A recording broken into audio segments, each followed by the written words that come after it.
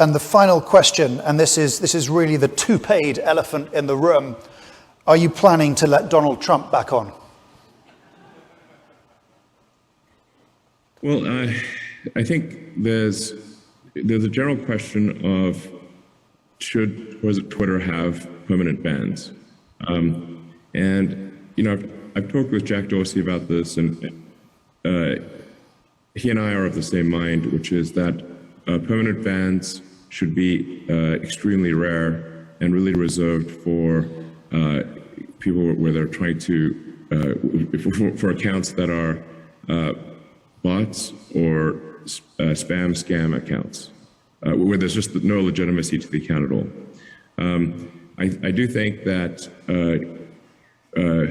it was not correct to ban Donald Trump. I think that was a mistake because it alienated a large part of the country and did not ultimately result in Donald Trump not having a voice. He is now going to be on Truth Social, as will a large part of the sort of the right in the United States, and so I think this could end up being, frankly, worse than having a single forum where everyone can debate.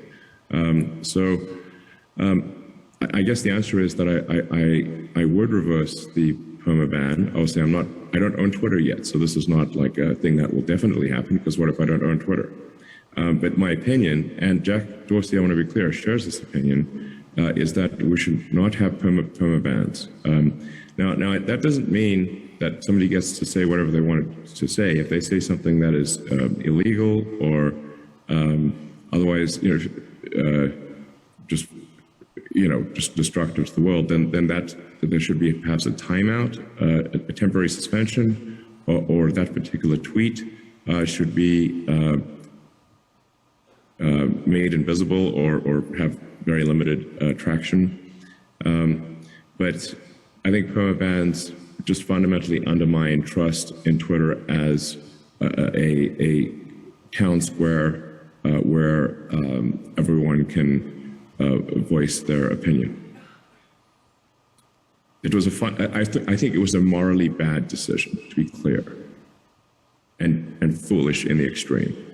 Even after he egged on the crowd who went to the US Capitol, some of them carrying nooses, you still think it was a mistake to remove him?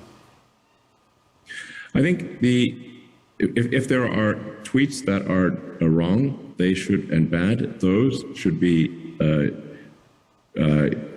either deleted or made invisible, and a suspension, a temporary suspension is appropriate, but not a permanent ban. So if the deal completes, he might potentially come back on, but with the understanding that if he does something similar again, he'll be back in the sin bin. He has publicly stated that he will not be coming back to Twitter, and that he will only be on Truth Social. And this is the point that I'm trying to make, which is perhaps not getting across, is that banning Trump from Twitter didn't end Trump's voice.